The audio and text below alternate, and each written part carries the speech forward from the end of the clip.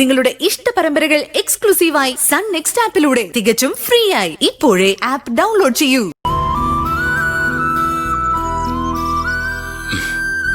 Thank you.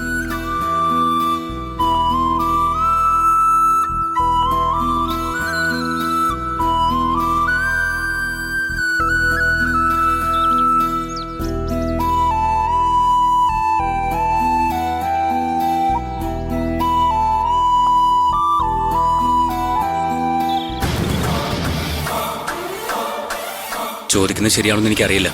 എങ്കിലും ഒരു കാര്യം ചോദിച്ചോട്ടെ? സാർ ചോദിച്ചോളൂ. കാർത്തിക് മരിച്ചിട്ടില്ലെന്നും അയാളെ ജീവനോടുണ്ടെന്നും അയാളെ കണ്ടെന്നൊക്കെ ലക്ഷ്മിയമ്മ ആവർത്തിച്ച് പറഞ്ഞുകൊണ്ടിരിക്കുന്നു. അത് കേൾക്കുമ്പോഴാകട്ടെ സുന്ദരി അത് കേൾക്കാത്ത മട്ടിൽ ഒഴിഞ്ഞു മാറുന്നു. ദേവിയമ്മ ദേഷ്യപ്പെടുന്നു. നിങ്ങളെല്ലാവരും കാർത്തിക് മരിച്ച് മണ്ണടിഞ്ഞുവെന്ന് ആവർത്തിച്ച് പറഞ്ഞുകൊണ്ടേയിരിക്കുന്നു. ശരിക്കും ആരായി കാർത്തിക്?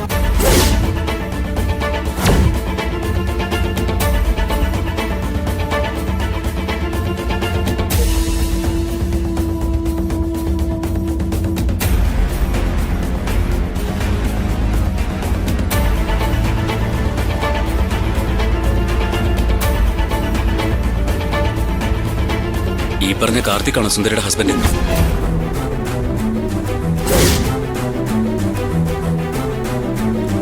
പുള്ളിക്കാരൻ എന്താ സംഭവിച്ചത്?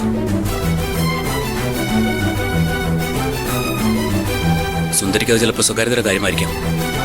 ഷെയർ ചെയ്യാൻ താല്പര്യമില്ലെങ്കിൽ പറയണ്ട. സോറി സുന്ദരി. എന്തൊക്കെ ജീവിതത്തിൽ നടന്നിട്ടുണ്ടോ അതൊക്കെ ഞാൻ ചോദിക്കാതെ തന്നെ എന്നോട് പറഞ്ഞിട്ടുള്ള ആളാ സുന്ദരി. ഇപ്പൊ ഈ വിഷയം സുന്ദരി എന്നോട് പറയാൻ മടിക്കുന്നുവെങ്കിൽ അതിന് അതിൻ്റെതായ റീസൺ ഉണ്ടാവുമല്ലോ.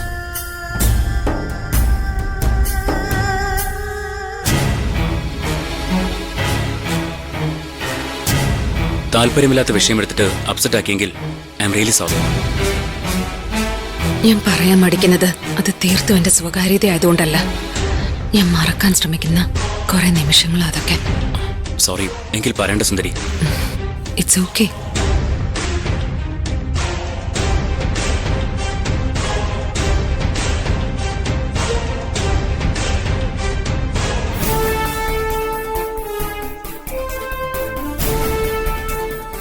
ഇപ്പൊ ശരത് സാറ് കാർത്തിക്കിനെ കുറിച്ച് എന്നോട് ചോദിച്ചു.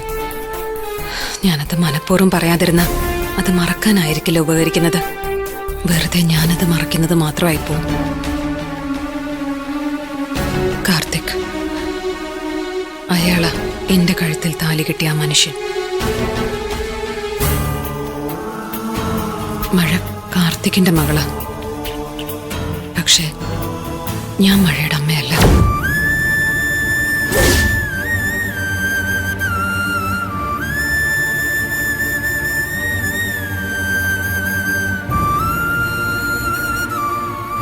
മഴമോളുടെ പെറ്റമ്മയല്ല ഞാൻ, വളർത്തമ്മ മാത്രമാ.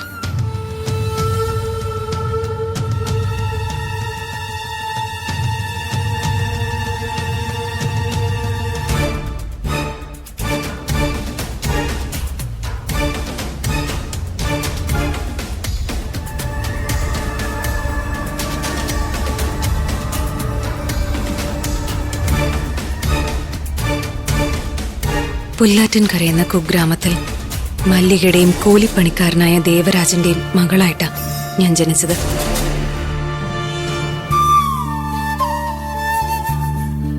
അച്ഛനെ കണ്ട ഓർമ്മ എനിക്കില്ല. അച്ഛൻ മരിച്ച ശേഷം അമ്മ ഞങ്ങളുടെ നാട്ടിലെ ചാമുണ്ടേശ്വരി ക്ഷേത്രത്തിനരികിൽ ഒരു പൂക്കട തുടങ്ങി. ആ പൂക്കടയിൽ നിന്ന് കിട്ടുന്ന വരുമാനമായിരുന്നു ഞങ്ങളുടെ ജീവിതമാർഗം.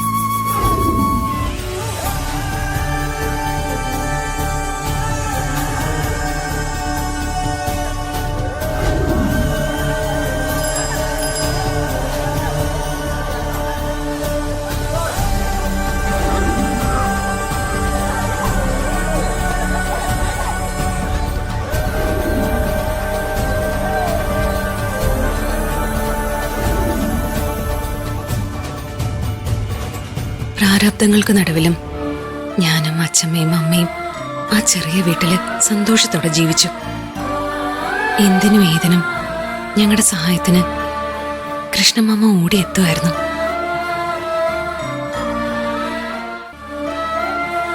കുട്ടിക്കാലത്തെന്നോ ഞങ്ങളുടെ ഗ്രാമത്തിലെത്തിയ ഒരു കളക്ടറെ കണ്ട അത്ഭുതമാ എന്നിൽ കളക്ടർ ആവണമെന്ന മോഹം ഉണ്ടാക്കിയത്.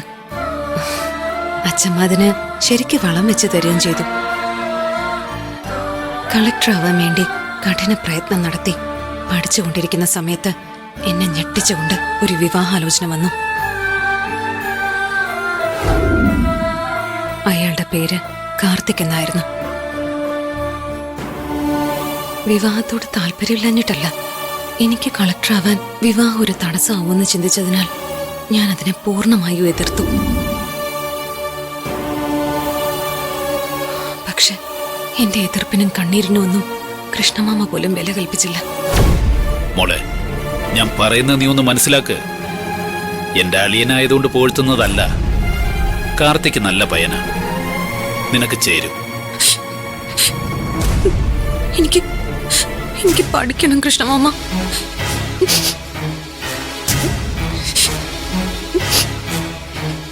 എനിക്ക് കല്യാണം വേണ്ട, പഠിച്ചാ മതി. എനിക്ക് പഠിച്ച് കളക്ടർ ആവണം. എന്റെ കുഞ്ഞിലെ തൊട്ടുള്ള ആഗ്രഹം അത്. എനിക്ക് കളക്ടർ ആവണം കൃഷ്ണമാമ. എല്ലാവരും തീരുമാനിച്ച പോലെ തന്നെ എന്റെയും കാർത്തിക്കിന്റെയും വിവാഹം നടന്നു. പക്ഷെ ആദ്യ രാത്രി തന്നെ ഞാൻ ആ സത്യം തിരിച്ചറിഞ്ഞു. കാർത്തിക്കിന്റെ മനസ്സിലുണ്ടായിരുന്നത് എന്നെപ്പോലൊരു പെണ്ണല്ലായിരുന്നു. ഒരിക്കലും എന്നെ ഒരു ഭാര്യയായി അംഗീകരിക്കാനാവില്ലെന്ന് കാർത്തിക് മുഖത്ത് നോക്കി തന്നെ പറഞ്ഞപ്പോ സങ്കടം തോന്നിയെങ്കിലും എല്ലാം അവസാനിക്കാൻ പോവാണെന്ന ഫീലൊന്നും എനിക്കില്ലായിരുന്നു. എന്നെങ്കിലും എന്റെ സ്നേഹം കാർത്തിക് തിരിച്ചറിയുമെന്ന് ഞാൻ വിശ്വസിച്ചു. പിന്നെ എപ്പോഴാ സുന്ദരി എറണാകുളത്തെത്തിയത്? അതും കാർത്തിക്കിന്റെ ഒരു തന്ത്രമായിരുന്നു. കാർത്തിക് എന്നെ എറണാകുളത്തേക്ക് കൊണ്ടുവന്നു. എന്നെ ഒരു വീട്ടിൽ തനിച്ചാക്കി അയാൾ അയാളുടെ ഇഷ്ടത്തിന് ജീവിക്കാൻ തുടങ്ങി. ജീവിക്കാൻ പോലും ഗതിയില്ലാത്ത അവസ്ഥയിൽ അവിടെ വെച്ച് ഞാനൊരു മാഡത്തിനെ പരിചയപ്പെട്ടു. ആ മാഡം എനിക്കൊരു ജോലി തന്നു. പിന്നെ അവരുടെ എല്ലാമായി ഞാൻ. പക്ഷെ ആ മാഡത്തിന്റെ ഭർത്താവെന്ന് പറയുന്ന ആൾ ഞാൻ പ്രതീക്ഷയോടെ കാത്തിരിക്കുന്ന കാർത്തിക് തന്നെയാണെന്ന് പിന്നെ ഞാൻ അറിഞ്ഞു. നീ ഒരു അച്ഛനാവാൻ പോവാ.